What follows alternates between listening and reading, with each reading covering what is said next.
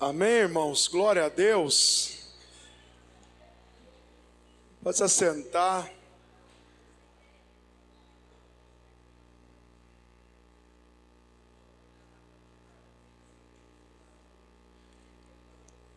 Quem está cheio do Espírito Santo aí?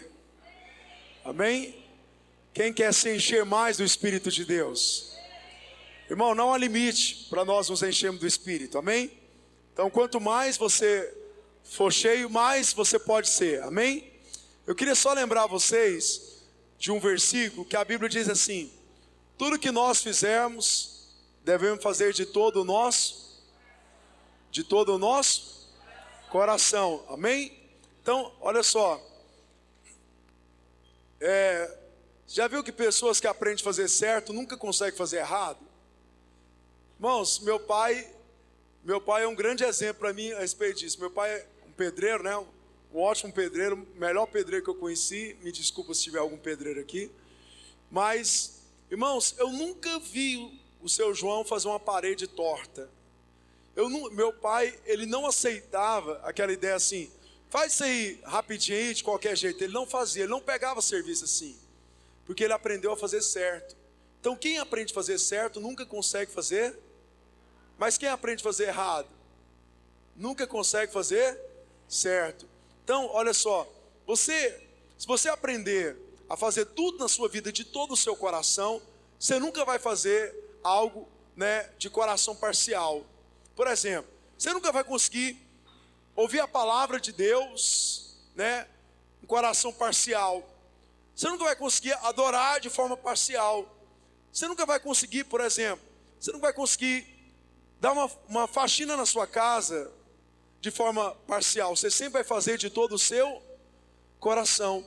Então é muito importante, irmãos, você fazer tudo que você for fazer, tanto espiritualmente quanto naturalmente, é importante você fazer de todo o seu coração, amém? Então faça com todo o seu esforço, toda a sua motivação interior. Então eu quero desafiar você a ouvir a palavra de Deus de todo o seu coração. O que é todo o coração? É espírito, alma e corpo envolvido naquilo, amém? Então envolva o seu espírito, sua alma, seu corpo. Que não esteja só o seu corpo aqui e a sua mente lá. Sabe aquela pessoa que está aqui, mas ela está, sabe, lá fora? Não, todo o seu coração envolvido. Então eu quero ensinar para os irmãos, compartilhar, né, a palavra. O tema da palavra é 7 conselhos para uma vida bem-sucedida. Amém? 7 conselhos, você que tem o hábito aí de anotar, muito importante, aprenda a anotar, vai te ajudar demais você alimentar mais a palavra. Então, 7 conselhos para uma vida bem-sucedida. Então, olha só, primeira coisa que você tem que aprender, antes de nós entrarmos nos conselhos aí, é você entender que Deus, Ele quer que a sua vida dê certo. Deus se projetou para dar certo, amém? Vamos dizer essa frase? Diga: Deus me projetou para dar certo. Diga mais forte, fala: Deus me projetou para dar certo. Aí diga para o irmão que está só: Deus projetou você para dar certo. Diga para ele: Deus projetou sua família para dar certo. Diga para ele: Deus projetou o seu ministério para dar certo. Diga: Deus projetou suas emoções para dar certo. Diga: Deus projetou o seu corpo para dar certo. Então, deixa eu te falar, Deus não criou você para dar errado, Deus criou você para dar certo. Irmãos, vocês podem dar glória a Deus aí? É que às vezes você vê tantas pessoas dando errado que você acha que Deus projetou você para dar errado. Não, Deus me projetou para dar certo. O que está escrito lá em Salmos 1, versículo 2? Aquele que tem prazer na palavra do Senhor, nela medita dia e noite, é como árvore plantada junto ao ribeiro, dá fruto no tempo certo, cujas folhas não murcham, e tudo o que faz prosperará. Na outra versão diz, o que é prosperar? Na outra versão fala, tudo o que faz dá certo. Então olha só, Deus projetou você para ser uma vida que vai dar certo. Deus projetou sua família para dar certo. Deus me projetou para o ministério dar certo. Então isso é o propósito de Deus. Tiago, o apóstolo Tiago, diz o seguinte, que aquele que atende atentamente, olha só, aquele que atende atentamente a palavra perfeita, olha só, aí ele diz, tudo que ele fizer vai dar certo. Outra versão, tudo que ele fizer vai prosperar. Lá ele está falando sobre a questão de você praticar a palavra. Então quem pratica a palavra, tudo que ele faz dá certo. Então, olha só, você que é jovem, muitos jovens aqui, qual que é o projeto de você que vai casar, né? Tem jovens aqui de 12 anos, né? Então uma jovem aqui de 12 anos, ela vai casar daqui 30 anos. Mas o dia que ela casar daqui 30 anos, vou falar o nome dela, que ela falou que fica com vergonha quando eu falo dela. Mas o dia que ela casar daqui 30 anos, irmão, vai ser um casamento que vai dar certo. Amém? Minha menina de 12 anos, você que não conhece. Então, agora presta bastante atenção. A Bíblia, olha só, a Bíblia, ela é um manual para que a sua vida dê certo. Eu queria, hoje de manhã, Deus começou a ministrar no meu coração sobre a questão de alguém muito sábio, né? Salomão, não sei se você sabe disso. Salomão foi filho de Davi. E um dia Deus falou para Salomão, Salomão, o que você pedir eu te dou. Imagina Deus falando isso para você, o que você pedir eu te dou. O que você pediria? Salomão poderia falar assim, não, eu quero o maior reino da terra. Eu quero ser o homem mais poderoso, mais famoso. Sabe, ele tinha muitas coisas para pensar, ou para pedir.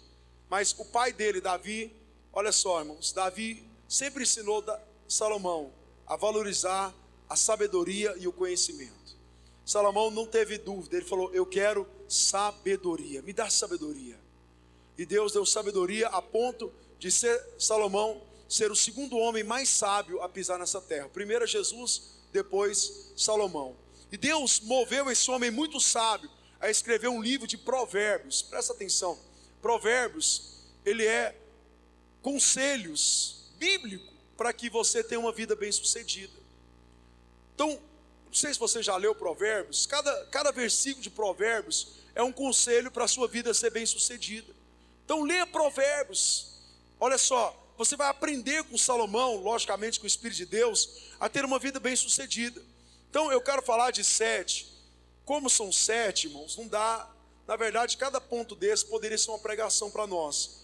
Então, não dá para mim falar os detalhes de cada conselho, mas o propósito hoje é você relembrar ou você conhecer esses 7 conselhos para uma vida bem sucedida.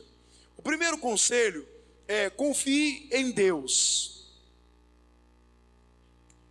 Então, o primeiro conselho é você confiar em Deus. Provérbios 3, 5 e 6. Olha só, eu vou ler com vocês aqui. Olha aqui no telão, por favor.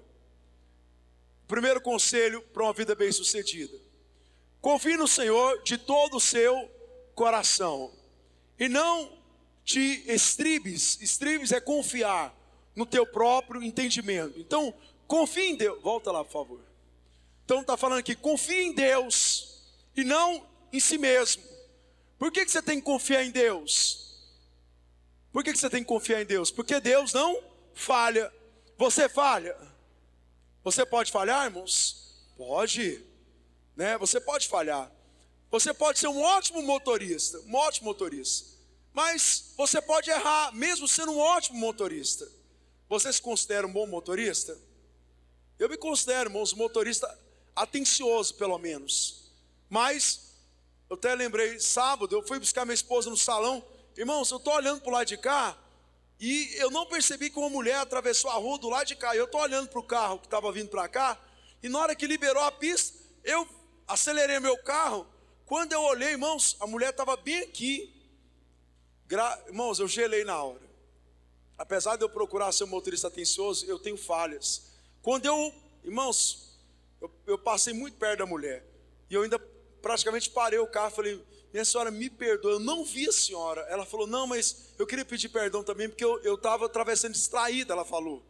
Então, por mais que você seja um ótimo motorista, você pode ter falhas. Então você não pode confiar em si mesmo, você deve confiar no Senhor de todo o coração. Próximo versículo. Reconhece em todos os teus caminhos, e Ele endireitará as tuas veredas. Então, irmãos, olha só, confiar não é algo muito fácil, não. Deixa eu te perguntar uma coisa. Quem já andou numa garupa de uma moto? Hã? Quem já andou numa garupa? Levanta a mão aí, por favor, você só vê. A grande maioria. Irmão, você já viu a tensão que é andar numa garupa de uma moto? Não é fácil não, querido. Não é fácil. O ano passado, no meio do ano passado, eu fui convidado para ministrar no Pará. No final de semana numa igreja lá do Pará. E eu cheguei um cara corajoso, né? Sandrão é nota 1000, né? E eu falei, Sandro, vamos ali. Ele falou, vamos aonde? Eu falei, vamos no Pará nós dois? Aí foi certo, então vamos. Isso aí, né, numa semana, na outra semana já era para ir para o Pará. E daqui lá é 1.300 quilômetros, irmãos. Eu dirigi, eu acho que uns 900, 1.000 quilômetros. O máximo que eu tinha dirigido é 200 quilômetros até Caldas Novas. Eu nunca tinha dirigido aquele tanto. Aí eu dirigi uns 1.000 quilômetros, não estava aguentando mais. Eu fico admirado, tem gente que dirige muito mais do que isso. Eu não estava aguentando mais. Aí eu virei para o Sandrão, quem conhece o Sandrão aí, né, na pilotagem dos carros. Aí o Sandrão é muito ousado, né? Ele não está aqui não, ele estava no outro culto. O Sandrão é muito ousado. Aí eu falei, Sandro, eu estou tão cansado, dirige aqui. Aí ele passou para o lado do piloto e eu fui para o passageiro. Falei, eu vou dormir, Sandro. Irmãos, eu fechei meu olho, reclinei o banco. Cada vez que o carro fazia assim, eu acordava. Acordar não, abri o olho, né? Aí eu tentava dormir e ele fazia umas ultrapassagens assim muito, né, muito, sabe, ousada. Irmãos, você sabe, né, Guilherme? Você sabe como é que é seu pai, né? Aí ele fazia umas ultrapassagens, eu acordava, falei, Sandrão, nós não estamos com pressa não. Eu falei várias vezes para ele, não estou com pressa não, nós não tem hora para chegar não. Eu falei, não, pastor, pode ficar tranquilo, né? Está tudo sob controle, o jeitão dele. Querido, então, deixa eu te falar, entregar, né, a pilotagem do carro onde você está na mão de alguém, não é algo simples. Mas deixa eu te falar uma coisa, né, muito importante, irmãos. Sabe por que tem muitos cristãos que a vida não é bem sucedida? É porque ele só convidou Jesus para estar no carro, mas está do lado do passageiro. Você quer ter uma vida bem sucedida? Você tem que convidar Jesus para estar no carro, mas do lado do piloto, no banco do lado esquerdo. Falar, Deus, eu não quero só o Senhor no meu carro da minha vida. Eu quero que o Senhor governa a minha vida. Eu quero que o Senhor esteja na direção da minha vida. Vou te dar um exemplo, olha só. Você sabe por que Davi sempre foi bem sucedido? A Bíblia fala que Davi venceu todos os inimigos dele. Você sabe por que Davi venceu todos os inimigos dele? Deixa eu te contar o conselho, por que Davi sempre venceu os inimigos dele. Davi nunca foi para uma guerra, irmão, sem primeiro consultar o Senhor. Todas as vezes que Davi ia para a guerra, sabe o que ele fazia? Colocava Deus no controle. Deixa eu te falar uma coisa, quando Davi assumiu o reinado, sabe qual que é a primeira coisa que Davi fez? Davi falou o seguinte, presta atenção, o rei anterior a ele, o rei Saul, durante todo o reinado dele, ele reinou sem se preocupar em trazer a arca. A arca no Velho Testamento representava a presença de Deus. O rei, presta bastante atenção, durante toda uma vida Saul reinou sem preocupar com o governo, a presença de Deus. Foi por isso que Saul foi mal sucedido. A Bíblia diz que quando Davi assumiu o reinado, ele era jovem. A primeira coisa que ele falou, cadê a arca? Cadê a arca? Rei, a arca está com os filisteus há muitos anos. Vamos buscar a arca. Vamos buscar a arca. Por quê? Porque Davi já sabia aquilo que Jesus estava falando lá em João capítulo 15. Sem mim vocês não podem fazer nada. Então você quer ser bem sucedido? Primeira coisa, confie a sua vida em Deus. Você está disposto a isso, irmãos? Você está disposto a entregar totalmente a sua vida em confiança a Deus? Primeiro conselho. Segundo conselho. Você está bem disposto, não está, irmãos? São 7, vamos lá. Segundo, evite a arrogância. segundo conselho de Salomão é evitar arrogância. Provérbios 11, 2. Olha aqui no telão. E vindo a soberba, virá também a afronta. Na outra versão, essa palavra afronta significa ruína. Então, vindo a soberba, virá também a ruína. Diga comigo, vindo a soberba, diga mais forte, vindo a soberba, virá também a afronta. Olha só, mais no final do versículo fala, mas os humildes está a sabedoria. Então, segundo o conselho de Salomão, é você evitar a soberba. O que é soberba? Presta bastante atenção, o que é soberba? Você está pensando em soberba meramente daquela pessoa, né, lá do trabalho, com o nariz empinadinho, né, igual o pessoal mais velho, aquela pessoa com o nariz empinado, que pisa em todo mundo. Deixa eu explicar, isso é soberba. Mas tem uma soberba que ela é mais sutil. Qual que é a soberba mais sutil? Olha só, o que é soberba para Deus? É toda pessoa que ela acha que ela é ou tem algo sem a graça de Deus. Então, é toda pessoa que não vive pela graça de Deus. Por exemplo, o que você é hoje? Você acha que você é hoje é por causa de você ou é por causa da graça de Deus?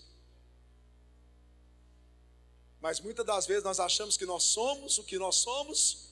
Não, pastor, eu estou aqui porque eu sou bom, ó. Sou um homem correto, pastor. Tudo que eu faço, ó, eu faço bem. Querido, tudo que nós somos e tudo que nós fazemos tem que ser, olha aqui, tem que haver um reconhecimento da graça de Deus, o favor de Deus. Pastor, eu sou o que sou por causa da graça. Paulo já disse isso. Eu sou o que sou pela graça de Deus. Paulo falou o seguinte, eu trabalhei mais do que todos, mas ele termina o versículo, mas eu trabalhei mais do que todos por causa da graça de Deus. Pastor, nessa igreja eu estou trabalhando mais do que todos, mas é por causa da graça de Deus. Pastor, eu mudei tanto a minha vida, mas não é porque eu sou bom, eu mudei tanto, foi por causa da graça de Deus. Aprende uma coisa, mediante esse versículo, aonde houver soberba, haverá destruir. A área que você for soberbo, você não depender da graça de Deus, naquela área haverá destruição. Então guarda muito o seu coração da soberba. Olha só, Tiago 4:6. Tiago 4:6. Está aqui, Roberto? Tiago 4:6. Olha só o que Tiago 4:6 fala. Esse versículo me ensinou demais. Antes, ele dá maior graça. Portanto diz, Deus resiste aos soberbos, mas dá graça aos humildes. Então Deus, ele resiste. O que é resistir? Deus luta. Então está aqui Deus. Eu vou te dar um exemplo, você vai aprender rapidinho isso aqui. Presta atenção.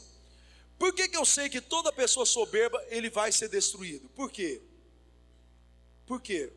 Vou dar um exemplo. Eu esqueci seu nome? Gabriel. É você de novo, Gabriel. Semana passada você estava sentado ali, eu falei de você. Então, imagina. Então você é meu companheiro aqui de pregação, né, Gabriel? Então, olha aqui, irmão. Se eu for lutar com o Gabriel, eu posso vencer? Posso vencer, irmãos, o Gabriel? Ele pode me vencer? Pode. Bom, é porque você está vendo a idade dele, mas vamos pôr ele com 25 anos. Eu e o Emerson aqui, tá, Gabriel? Fica aí. Os irmãos vão entender melhor. Se eu for brigar com o Emerson, eu posso vencer? Ele pode vencer? Pode. Por quê? Porque a luta é entre homem contra homem. Agora, o soberbo, presta bastante atenção, ele não luta contra o homem. O soberbo luta contra... Aqui diz que Deus resiste ao soberbo. Deus luta contra o soberbo. Olha aqui, irmão, você já viu aquelas pessoas soberbas, arrogantes? Irmãos, ele chora, ele briga, ele esperneia, ele faz o que... Mas a vida dele não dá certo, não prospera. Por quê? Porque quem está lutando contra ele não é o homem, não é pessoas, quem está lutando contra ele é Deus. Então deixa eu te falar uma coisa para você. Você que está querendo viver fora da graça de Deus, você está arrumando um grande problema. Por quê? Porque você vai estar lutando contra Deus. Então você não quer lutar contra Deus, você quer favor de Deus, você quer a ajuda de Deus na sua vida. Então, no lugar de você, por exemplo, você que está querendo vencer na vida profissional sem Deus, você está sendo soberbo. Então, no lugar de eu querer vencer na vida profissional mediante a minha capacidade humana, eu não vou fazer isso, porque eu vou estar lutando contra Deus. Então eu não quero a luta contra Deus, eu quero o favor de Deus. Então Deus, eu me humilho, eu dependo do Senhor. Aí o que Deus vai fazer? Deus vai ajudar você a vencer naquela determinada área da sua vida. Está entendendo isso aqui? Vou te dar um exemplo muito simples, e talvez você nunca percebeu. A Bíblia fala que Moisés ficou quantos anos no deserto sendo tratado por Deus? Olha aqui, 40 anos. A gente fala 40 anos como se fosse uma coisa rápida, né? Eu tenho 38 anos, é a minha vida toda, desde a minha infância até agora, e mais 2 anos. Então não é pouco tempo, irmãos, 40 anos no deserto. O que Deus estava fazendo? Deus estava tratando, Deus estava resistindo. Moisés era soberbo, Deus falou, você é soberbo? Então nós vamos tratar você. Então Deus resistiu, Deus lutou ali com Moisés durante 40 anos, até que Moisés foi tratado. Deixa eu te explicar uma coisa. Quando Moisés foi chamado por Deus, lá no deserto, lá atrás, Deus mostrou uma coisa para Moisés. Deixa eu te falar aqui. Deus falou assim para Moisés, coloca a mão no seu coração aí, Moisés. Moisés pegou a mão, colocou a mão no coração. Deus falou, Moisés, olha agora na sua mão. Moisés olhou na mão, e o que tinha na mão de Moisés? Lepra. Você sabe o que significa lepra na Bíblia, no Velho Testamento? Significa soberba humana. Querido, presta atenção. Moisés confiava em si mesmo. Moisés era soberbo. Moisés achava que ia fazer as coisas pela sua capacidade. Querido, Moisés era príncipe do Egito. Moisés foi criado pela filha de Faraó. Moisés era extremamente soberbo. Querido, talvez as coisas na sua vida não estão acontecendo, sabe por quê? Porque você está sendo soberbo. Então seja sincero com você mesmo. Uma vez eu conversei, única vez até hoje, em 26 anos, que eu conversei com alguém, e ele falou assim, olha pastor, o meu problema é que eu sou soberbo. Aí eu falei, então agora sua vida vai mudar, porque você reconheceu que você estava sendo soberbo, Deus estava lutando contra você, agora Deus vai lutar ao seu favor. Amém, irmãos? Esse é outro conselho. Terceiro, seja generoso. Provérbios 11, 25. Vamos lá, treina a sua mente aí a estar muito atenta. Olha só, a alma generosa prosperará, e aquele que atende também será atendido. Então aquele que ajuda também será ajudado. Então a alma generosa, ela vai prosperar. Porque a generosidade, presta atenção, por que a generosidade ela prospera você? Presta atenção, toda oferta que você dá, que você oferece, presta atenção, toda oferta que você oferece é uma semente. Há um princípio na Bíblia que é o seguinte, você não colhe algo que você não plantou, você só colhe aquilo que você plantou, e você só colhe na medida que você plantou. 2 Coríntios 9, 6 diz o quê? Que aquele que planta muito, colhe muito, mas aquele que planta pouco, colhe. Então presta atenção, a generosidade é uma semente a ser plantada, que consequentemente vai levar você a prosperar. Presta atenção, toda pessoa generosa, ela é próspera. Presta atenção no que eu estou te falando, toda pessoa generosa é próspera. Já viu aquela pessoa, irmãos, que ela é generosa com o próximo? Se ela for generosa comigo financeiramente, ela vai ser próspera financeiramente. Se ela for generosa de alma, alguém que age mediante misericórdia, o que ela vai encontrar diante de Deus? Misericórdia para a sua alma.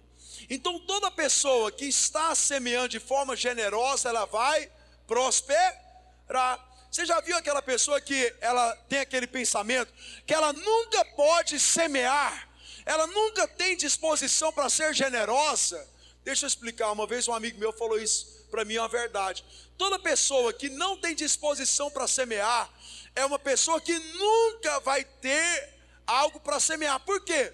Porque ele nunca planta. Então, pelo fato de ele nunca plantar, ele nunca vai colher. E se ele não colhe, ele não pode plantar novamente. Então, quanto mais generoso nós formos, mais nós vamos prosperar em Deus. Agora deixa eu te falar, qual que é o segredo para a gente ser generoso? Qual que é o segredo para nós sermos generosos? É sermos desprendidos. Vocês lembram de algo que Deus falou na semana passada com a gente no culto das 7h45? Como nós temos 3 cultos, às vezes você participou de outro culto, eu falei disso no culto das 7h45, não falei nos outros. Que coisas foram feitas para serem? Coisas foram feitas para serem? Vamos lá, diga comigo, coisas. Vamos lá, irmãos, com força, vamos lá. Coisas foram feitas para serem usadas. Diga, pessoas foram feitas para serem amadas. Agora repete essa frase para o irmão que está do seu lado.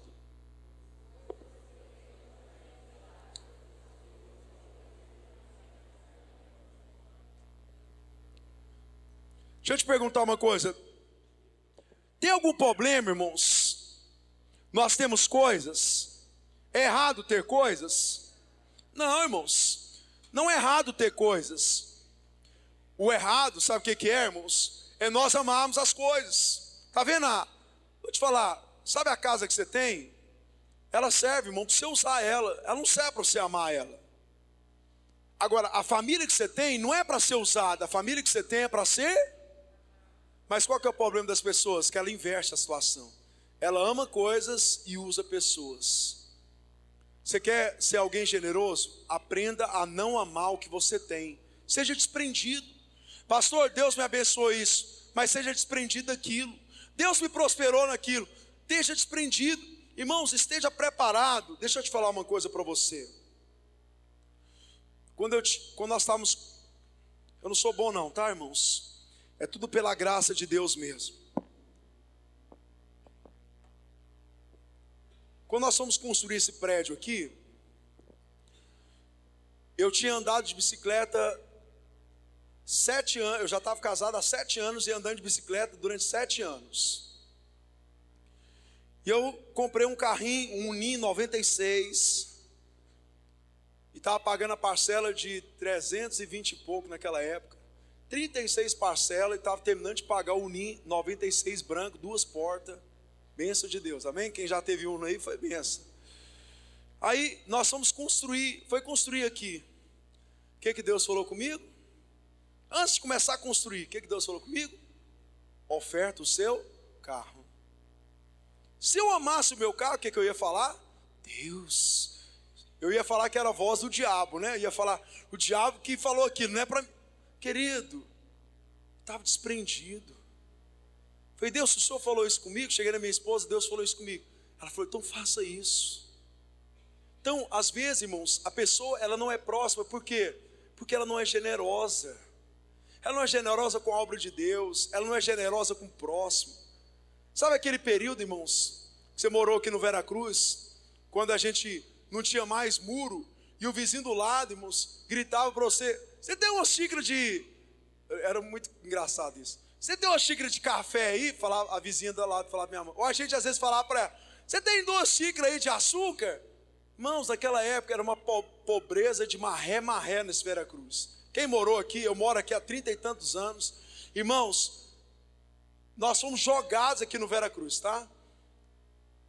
Não veio aqui nenhum magnata no Veracruz. Eram pessoas que tinham ganhado casa. Minha casa, que minha mãe morou, nós ganhamos. Minha tia ganhou. Deixa eu te falar, como é que era o Veracruz no ano de 85. Minha tia ganhou uma casa e ninguém queria morar no Veracruz. Ela falou assim, João, você não tem casa, né? Então vai lá morar no Veracruz. Deu a casa, na época trocava casa em radiola. Irmãos, trocava casa em bicicleta, botijão de gás. Mas deixa eu te falar uma coisa, irmãos. Era uma época de um povo de coração generoso. E a gente não pode perder isso. Na época as pessoas, irmãos, a lata de arroz estava isso aqui. O vizinho falou, você tem 2 copos de arroz aí para me fazer o almoço? Irmãos, quantas e quantas vezes eu vi o vizinho fazendo com a gente fazendo com o vizinho. Ia lá, irmãos, pegava. Não ficava pensando, se eu der o copo de arroz para o vizinho vai faltar. Pegava o copo de arroz e dava para o vizinho, irmãos, o copo de café, o copo de açúcar. Irmãos, e Deus sempre sustentávamos nós durante aquele período. Por quê? Generosidade, querido. Quarto conselho. Vou repetir para os irmãos só. Primeiro, confie em Deus. Segundo, evite arrogância. Terceiro, seja generoso. Quarto, cuidado no que fala. Provérbios 13, 3. Provérbios 13, 3. Vamos aqui, irmãos. O que guarda a sua boca conserva a sua, mas o que abre muito os seus lábios se destrói. Então, o que guarda a sua boca, o que fala pouco, olha só, conserva a sua alma. A Bíblia diz o seguinte: sejamos rápidos para quê? Nós temos que ser rápido para quê, irmãos? Para ouvir. Seja rápido para ouvir e tardio para... Mas qual que é a prática das pessoas, muitas das vezes? Rápido para falar e lento para ouvir. Deixa eu explicar para você, irmãos. Você quer ser próspero? Seja alguém, olha só, que esteja atento naquilo que você fala. Deixa eu te mostrar um conselho que está em Efésios 4, 29. Efésios 4, 29. Eu vou ler aqui no telão com você. Olha esse princípio aqui. Não sai da vossa boca nenhuma palavra torpe, mas só a que for boa para promover a edificação, para que dê graça aos que ouvem. Então na nossa boca não pode sair nenhuma palavra torpe. Sabe o que é palavra torpe? Palavra de destruição. Deixa eu explicar uma coisa para você, irmãos. Sabe qual que é o momento que a gente fala a palavra de destruição? Olha aqui. É aqueles momentos de tensão. Já viu quando o negócio está pegando lá no seu casamento?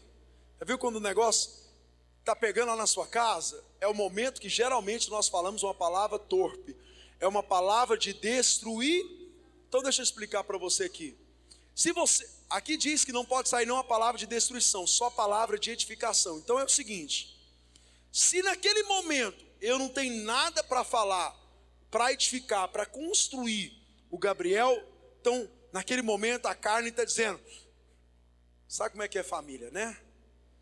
Vamos supor que o Gabriel fosse meu filho. A gente sabe onde a gente toca no filho da gente, não sabe? No casamento, você não sabe a hora aonde você toca na ferida da esposa, você não sabe? Você que é casado, vamos ser sinceros com você. Você sabe onde é que você toca na ferida do marido, não sabe? E quando você toca, você faz o quê? Constrói ou destrói? Você destrói. Então eu sei. Aí a carne, fala aquela. A carne fala, deixa jeito pra lá. Fala aquela pro Gabriel. Sabe aquela que você guardou, que você ficou esperando? Fala ela. Aí, aqui diz, não sai nenhuma palavra de destruição. Então, se naquele momento eu não tenho nenhuma palavra de edificação para construir, a palavra que eu vou falar de destruição, o que eu vou fazer? Vou fazer o que, irmãos? Ficar calado.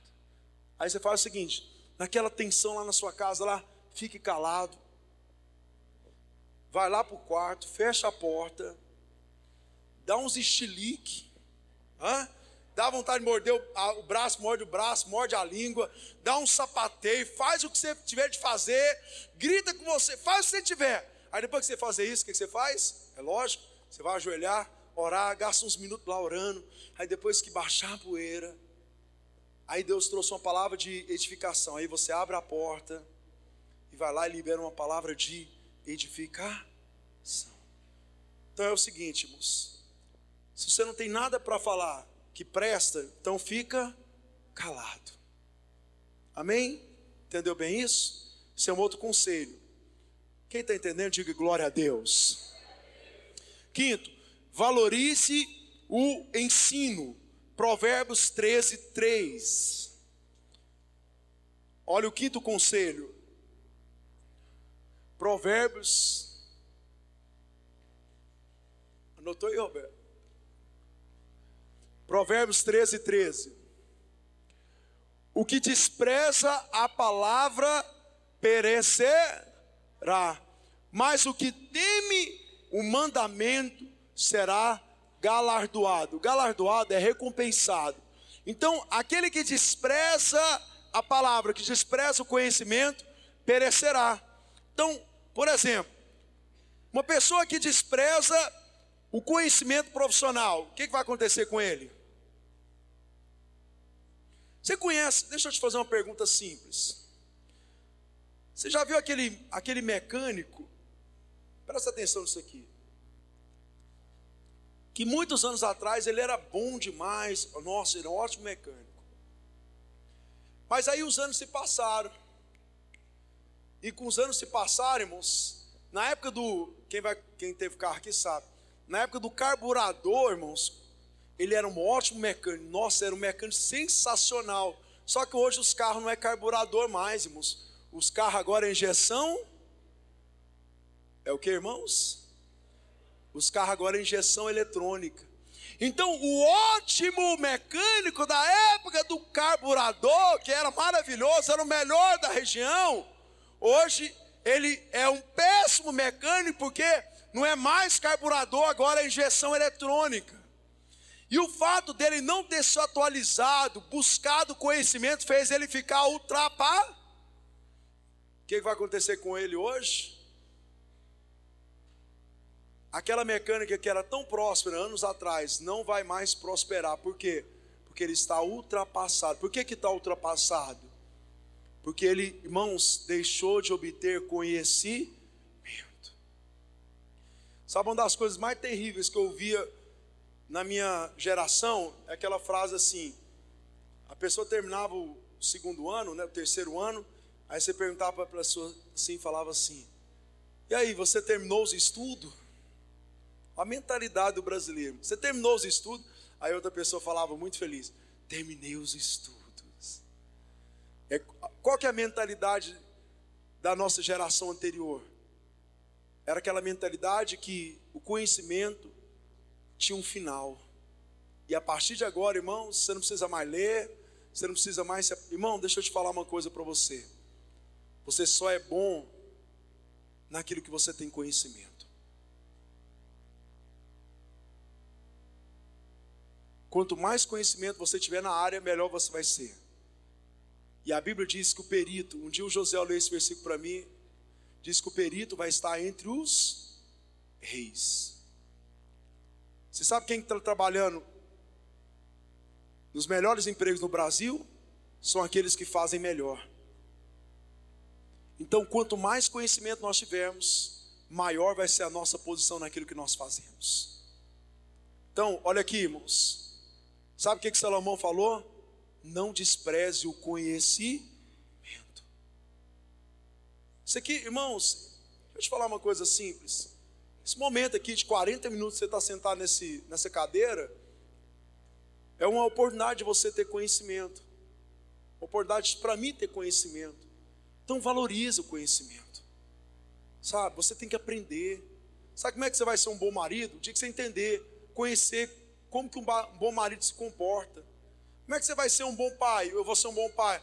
O dia que eu aprender a me comportar como um bom pai, ter conhecimento como um bom pai.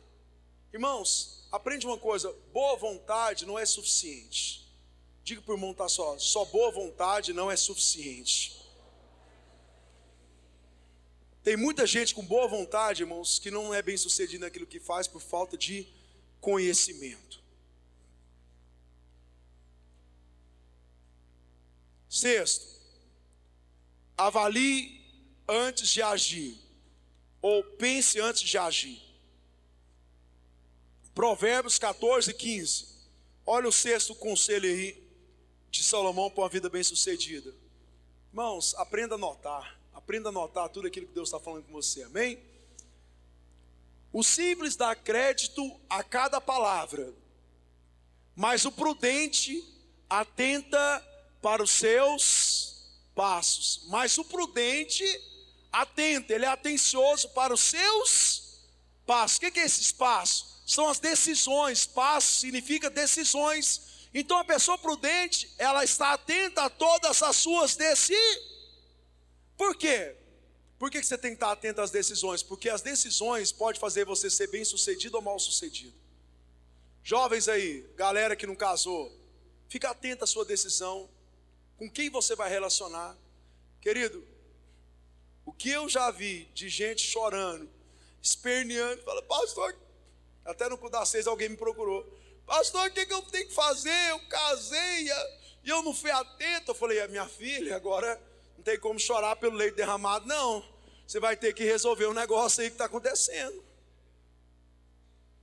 Agora presta atenção, você que é jovem, olha aqui, os jovens aí que não se casaram, o que você tem que fazer? Seja atento. Não decida casar de forma precipitada. Pastor, mas todo mundo na igreja tem alguém e eu estou sozinho. E daí? Fica sozinho. Pastor, todo mundo casou e eu estou aqui, não casei ainda. Já tem... Conversa com o Guilherme. O Guilherme é um cara sábio. Eu olhei para o Guilherme. Irmãos, resume essa palavra. Seja como o Guilherme. Guilherme? Sou fã do Guilherme. Irmãos, agora tem tanta gente precipitado. Tem duas pessoas. A segunda maior decisão da sua vida é com quem você vai casar, quem você vai relacionar. Agora eu vou pegar qualquer um, irmãos, para casar, para conviver. Irmãos, deixa eu agora falando para a parte séria aqui do negócio. 1 Samuel capítulo 3, versículo 8, conta uma das histórias mais tristes que eu acho da Bíblia. Ouça bem essa história aqui rapidamente. Um dia Deus falou para Saul o seguinte: Saul, Deus ia destruir os filisteus, que era o inimigo de Israel. Presta atenção nisso aqui, você que está aí atrás. Deus falou para Saul o seguinte: não vá para a guerra antes que Samuel chegue e ofereça sacrifício. Samuel era o sacerdote. Então espera Samuel aí para ele chegar, oferecer sacrifício. Você vai sair, você vai vencer os seus inimigos. Passou o primeiro dia, Samuel não chegou. Passou o segundo dia, Samuel não chegou. Terceiro dia, quarto dia. Deixa eu explicar uma coisa para você, irmãos. Presta atenção. Toma muito cuidado em você tomar decisões por pressão. Sabia que tem pressão dentro da sua casa, às vezes, para você tomar decisões? Sabia que tem pressões, às vezes, no seu trabalho, para você tomar decisões precipitadas? Você sabia que às vezes você está cercado de pressões para você tomar uma decisão precipitada? Tome cuidado. Saul estava sendo pressionado pelo povo. Tinha um grupo de pessoas com ele falando: Saul, olha aqui, Saul, até agora você não tomou nenhuma decisão. Os filisteus estão lá montados para a guerra e você não fez nada até agora. Querido, aprenda uma coisa: se você não tem certeza naquilo que você faz, não faça. Não faça. Estou falando sério, querido. Eu estou te alertando a respeito disso. Eu conheço muita gente, irmãos, que sofre por causa de decisões erradas, precipitadas. Tomaram decisões por causa de pressão. Irmão, Saul estava sendo pressionado. Esperou 1 dia, 2 dias, 3 dias, 4 dias, 5 dias, 6 dias, 7 dias. Deus tinha falado: espera, não vá sem Samuel chegar. O que Saul fez? Samuel está demorando demais, tem que fazer alguma coisa, tem que tomar uma decisão. Foi lá, pegou a oferta, ofereceu a oferta. Na hora que terminou a oferta, irmãos, ele fez uma coisa certa. Aos olhos naturais, mas não aos olhos espirituais. Ele ofereceu a oferta. Na hora que termina a oferta, quem chega? Ele tinha acabado de trazer a oferta. Quem chega? Samuel. Quando Samuel chega e fala para ele: ei, o que você fez? Ele falou assim: Samuel, já era 7 dias que eu te esperava, e eu mesmo fiz o sacrifício. Irmãos, isso aqui quer te cortar o coração. Lê lá, a partir do versículo 8. Samuel olha para Saul e diz o seguinte, presta atenção nisso. Samuel disse assim: olha, o Senhor ia perpetuar o seu reinado. A Bíblia diz que o reino de Davi permanece para... O reino de Davi permanece para... O reino de Davi foi perpetuado. Então o reino de Davi permaneceu para sempre. Mas deixa eu te falar, o plano original não era para o reino de Davi permanecer para sempre. O plano original era que o reino de Saul permanecesse para sempre. Aí Samuel olha para ele e fala assim: porque você não obedeceu o Senhor, hoje mesmo Deus levantou alguém segundo o coração dele, e o seu reinado acaba agora. Olha aqui, irmãos, tem pessoas perdendo famílias por causa de decisões precipitadas. Tem pessoas perdendo grandes oportunidades por decisões precipitadas. Saul perdeu o seu reinado. Irmãos, isso aí, quando a gente lê essas coisas, imagina você ouvindo de Deus e Deus falando com você: acabou, não tem mais jeito, não tem mais volta, você perdeu, não tem volta mais, por causa de uma decisão precipitada. Sabe?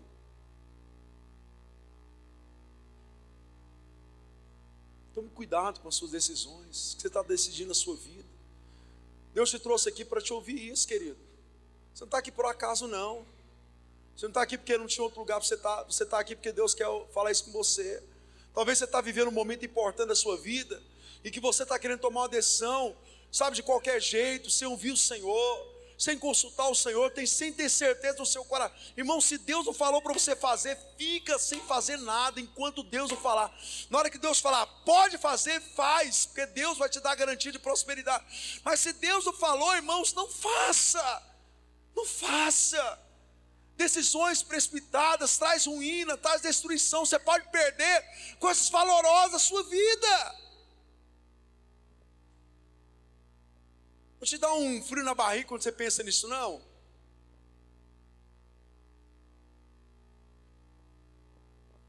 Não te dá um frio na barriga, não? Dá um frio na minha barriga. Fala: Deus, me ensina. Por último, aprenda a se controlar. Provérbios 16, 32.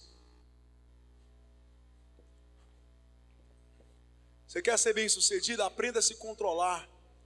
Melhor é o que tarda em irar-se do que o poderoso, e o que controla o seu ânimo do que aquele que toma uma cidade. Então, aquele que controla o seu ânimo do que aquele que toma uma cidade. Deixa eu te falar, controlar a si mesmo. Vou te falar uma coisa importante. Tem dia que você levanta desanimado? Hã?